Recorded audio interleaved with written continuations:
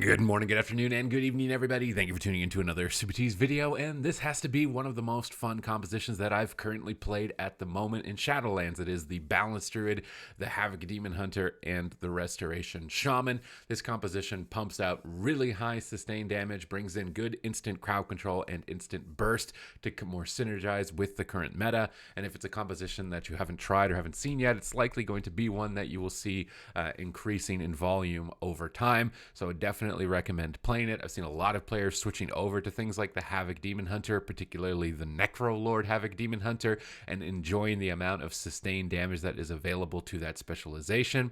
And playing as a Balanced Druid, you are going to complement the Havoc Demon Hunter excellently, and then bringing in the Restoration Shaman brings you a bunch of lockdown. It really assists you with mages, and right now at the top of the ladder, the best compositions are Jungle, RMP, and Ret Warrior, in my opinion here. In this video, we'll be fighting one of the trinity of those three compositions, the Jungle Cleave, and I'll be covering what it is exactly that we're trying to do to be able to find victory against this. And then I will be releasing other videos as well for the Balanced Druid. So if you'd like to stay up to date with patch changes and news for World of Warcraft and guides, as well as class recommendations, then make sure you hit the subscribe button. It's just going to let you know when my videos go live so that you can stay up to the know and now with everything World of Warcraft and enhance your experience. So as a Jungle Cleave, their main strategy to be able to defeat us is to pick one target, trap the healer, stun the healer, and do damage to that one target, and that's going to be their main game plan. So every time that they are going for crowd control onto my enemy, onto my healer, I need to be looking for cyclones to stop damage, hibernates, roots, knockbacks, incaps, and I've got to play goalie basically to stop them from scoring a kill. Outside of that, then you want to be pushing more aggressively towards the priest, crowd controlling the priest, crowd controlling the feral, preventing them from healing, and then focusing down the hunter, particularly in stuns. You want to be banking your star surges for when your demon hunter can stun the enemy BM hunter and both of you connect on the target. That is the best way to maximize your damage. If you cannot attack any targets and the jungle is pulling away from the engagement, the next best target is going to be the pets, and you're going to see the way that that plays out in the match here. So right at the start of the fight, my main goal is to get dots on as many targets as possible. There's no freezing trap on my healer yet. There's no stun on my healer yet. I don't need to worry about peeling, so I can just focus on getting dots on as many targets as possible. My Demon Hunter finds the Feral in stealth with Spectral Eyes, but now we can see my Shaman is in a stun. We can see that my Demon Hunter is in a stun. So they are starting their crowd control, so I jump to the Hunter, I incap. Should have watched where the Priest was. He blinked on top of me to fear me, and this is the scariest moment in the game against the jungle is when all three members of your team are in crowd control. So what we're going to do here is use Blur, use Reverse Magic, and I'm going to have to unfortunately use the Solar Beam here to stop the Priest from casting Mind Control, which is going to get freedomed away, but I wanted my Demon Hunter to recover. After we've recovered, using Thorns on your Demon Hunter is a great tactic. This way they kind of want to keep hitting that target, but they're not really able to after the Blur falls. This is also going to get you a lot of pressure on the BM Hunter's pets. So you can see here we can't really hit anything, right? The Feral Dude's too far away, the Hunter's too far away, the Priest is too far away. So attacking the pets is a really good plan. I even pop my empowerment here on the pets because if you can kill this pet, it's almost a guaranteed aspect of the turtle from the hunter. If not, if he's not careful, it might even just be the end of the game for their team. But this is also the best way to run the priest out of mana. I think a lot of feral druids don't really know how to heal pets as well, because a lot of the healing that comes from this team is from the feral, and if the feral doesn't have macros to target the pets, like how many DPS members know how to target their allies' pets, might be more awkward for them to be able to heal their hunter's pets and assist the priest, which means the priest will spend more mana. So whenever you can't hit anything, you're just maximizing your damage, but you can see they're all coming in on top of us. This means they want to stun, fear, trap, kill, and that's why we're kind of pulling away from them. We crowd control the priest with Imprison, and then we can jump over to the Hunter. The Hunter pulls even further away from this position, but now we know Freezing Trap's not likely going to be a threat. I use the Mass Entanglement on the BM Hunter pets during the Bestial Wrath. That's a good in-between moment. Then I Cyclone the Priest, who's pushing for a Fear, so we can reposition away from the Priest. This is also a good time just to attack the Priest if the Priest ever is like right on top of your team. I think it's a good idea to just attack whatever you can while the Hunter is the main kill target. If someone else really overextends, you always want to punish that. Here the Feral Druid intercepts with an incap of their own, and then they're going to fear us and they have a stun on the Demon Hunter, but our Shaman isn't crowd controlled. They've used Fleshcraft and immuned it, which means I'm not going to trinket. I'm going to trust that my teammates can survive here, and they're going to use Netherwalk on the Berserk, which is a good cooldown here, to use the Netherwalk and immune all damage. Here you can see another Mind Control being casted on my Demon Hunter, so I do want to stop that if I can. I think I'm watching this in slow motion, so I might have reacted a little bit too slow to stopping this Mind Control. But breaking up the mind control so that our ally can recover. After we've recovered again, Thorns can be a good idea. I've got my Celestial Alignment still. I've been really waiting for a perfect moment when we can get a stun on the Hunter, a stun on the Priest, because my Celestial Alignment is basically the best kill window to be able to take down the Hunter, because you really need to kill them in that small window of time. So I'm doing these little baby goes with my Kindred Spirits every once in a while, but I'm saving that Celestial Alignment, and I'm waiting until they stack up, until we can get multi-stuns. We Wind Shear, and we stun the Hunter. So I pop Fury of Elune, all my cooldowns on the stun with my Demon Hunter, and we blast. And just look at this. No crowd, only an Imprison on the Priest. We blast the Hunter down to 10%. Almost completely KO him. So you can see if that was set up just a little bit better, if the CC was on the Priest just at the exact second it needed to be, that Hunter would have got absolutely erased in those couple of globals. But that is the main goal for your kill target. After that, you're trying to survive. So my Demon Hunter's in a stun. I use in cap. I try and knock back the Feral and the pets. I try and root the pets, and I'm focusing on defense. As soon as that stun moment is over and I see that my Demon Hunter is stunned, because that is the most likely time that the Demon Hunter is going to go down.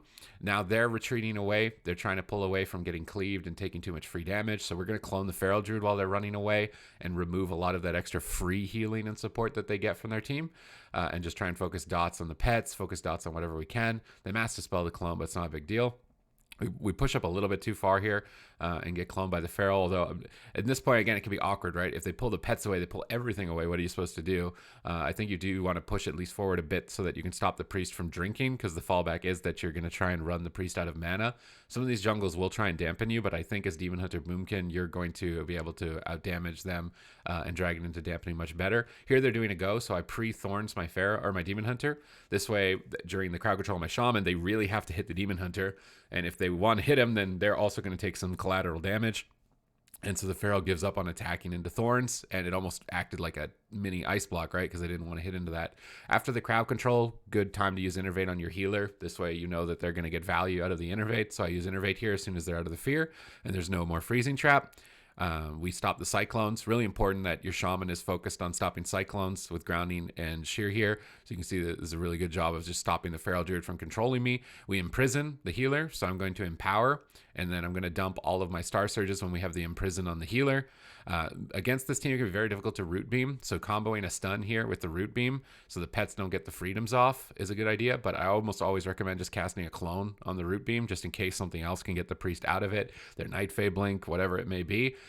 You shouldn't really be relying on the root beam against this composition 100%. When you can get a clean setup with stuns in the pet, go for it, but I think Cycloning as a failsafe is better. You can definitely win this game with just Imprison on the healer and a stun on the Hunter with Empowerment, because it's just such a big nuke damage, and Hunters are really susceptible to that as long as you remove the Feral from healing. Here we're just pumping out numbers, pumping out damage, because there's no stun on my Demon Hunter, no crowd control on my Shaman. There's no reason for me to really peel. I should just be focusing on pumping out damage, trying to run the Priest out of mana, and cycloning the Feral or controlling the Feral to stop the free healing.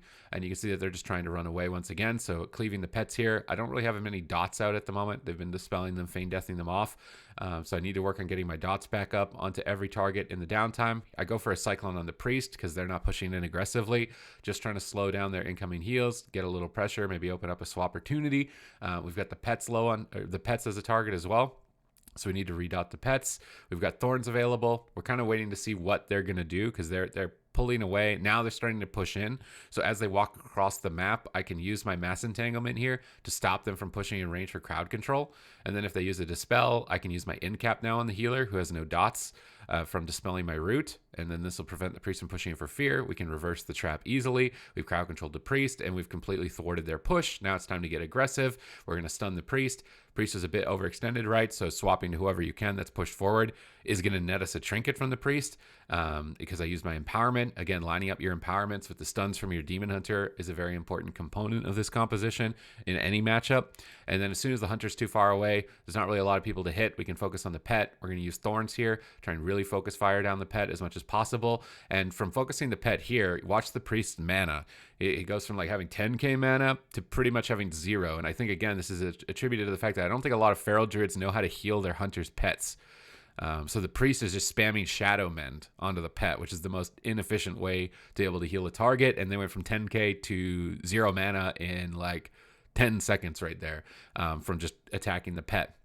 So if they do this strategy where they're just running away and there's nothing you can hit, I do recommend falling back on hitting the pet. Here we have a Root Solar Beam, and we have stun coming up soon. So if we can stun the pets and Root Solar Beam the priest, we can do a go. So we're going to clone the Feral Druid.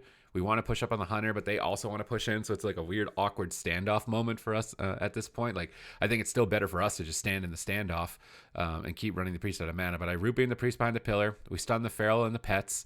And then I go for a cyclone anyways, just in case a freedom comes. I'm going to pick up my little ghost Kyrian guy because he gives me intellect. And I'm going to try and dump as many Star Surges as I can into what is at the moment the Feral Druid as the target. The Feral Druid is a bit of a damage sponge though. And if you're doing your goes on the Feral Druid, I don't think that's a good idea. They just absorb damage for free and then heal all of the damage back. So I would recommend trying to make sure that your goes are always on the pet, the priest, or the hunter. Sometimes you feel like you want to. Maybe you can get a kill on the feral, but with auto frenzy, normal frenzy regen, bark skin, just an instant regrowth, they're going back to full health really quickly, and the priest won't have to spend any mana to do that. Whereas if you go after one of the other targets, they will have to spend a lot of mana. And I think right now they're just trying to get a drink. They're trying to survive. So we're going to use thorns. This is going to really kind of put pressure. Like, are they going to stop attacking during the interrupt on my shaman, during the stun on my shaman? Their priest needs to drink. Or are they going to keep attacking into it, have their pets go down, have the feral go down? So these thorns timings get you a ton of value. We're going to use reverse on the freezing trap. And now after the trap is over, we want to get aggressive. So we're pushing towards the priest. We're trying to get on top of the hunter. We're trying to go for a stun go. So we stun the hunter. We want to dump all of our Star Surges whenever a demon hunter drops a stun. Sometimes in between goes, you'll be Star Surging it like once or twice to try and keep your Moonkin aura up, and that's the main reason. But you do want to bank your main kill Star Surges for when your Demon Hunter has stuns, and then just keep dots up, keep rotating around the map. Here I make a mistake of jumping right when the priest blinked in range of a fear, so I run away from the priest. I don't want to stack up for fear. Root the priest out of line of his team, and then so I can cyclone him. We have the hunter down at half. Feral Druid's trying to clone instead of heal, so I'm going to drop my Fury of Elune here. Even though there's no stun, I'm still going to go for Star Surges because the priest is in crowd control, and try and pump down the hunter as much as I can. That gets the feign death, but I'm not going to be able to get the kill. But you can see the hunter, when you go the hunter, the damage sticks more, whereas if you're focusing the feral, they'll just recover it almost immediately. That's why I say it's not really the best target. It's more just like a, yeah, you got to hit this because there's nothing else to hit kind of thing. And you can see their pets are very low at this point. So if we use thorns here and the pets keep attacking, they're likely to die. I think the priest purges off the thorns here. So you may want to wait until you have the priest in crowd control, because that thorns could have got a huge amount of value. Here we can see a stun on our shaman, but we're also pushing for the kill. And the feral hasn't stunned our demon hunter yet. So we can probably push in right now, go for a solar beam. We get a double stun, so Incarn Empowerment. And we're going to dump all of our Star Surges. And you can see just how tremendous the damage is when you've got Incarn and the Empowerment going on a target. We get Aspect of the Turtle every time at 10%. We've got Imprison on the healer out of the stun. We want to go for Root Beam. And this is where the Freedom's probably going to come in. Should have stood in a position to honestly in-cap the Freedom and then cast a clone. That's why I say having the clone as a follow-up is a great idea, because now that I've got the clone, we have the Feral Druid low, but we don't want to Star Surge the Feral. We want to Star Surge the hunter, so we're going to switch back to the hunter, and boom, 16k, Fell Eruption, just dead on the dirt. And with that push, we're able to close out the game. So punishing when they stack up on the pillar, pushing in for double stuns, in between goes, trying to just hit the pets, hit the feral, hit whatever you can, and then using Thorns, Clone, and CC on the DPS to be able to survive when your healer is in crowd control and your Demon Hunter is a stun is the name of the game here for beating one of the Trinity comps, the Elite 3 for the ladder at the moment. Other than that, if you'd like to watch me live, I stream on twitch.tv/Supatease every day. We're doing viewer games. I've helped over 60 people now climb to their desired ratings. So if you'd like to have some fun, grind some honor, grind some ranks, looking for someone to play with, then follow me there every day at 11 a.m. PST. And we do some evening games there as well. But thank you very much for watching the video, and I will see you in the next one.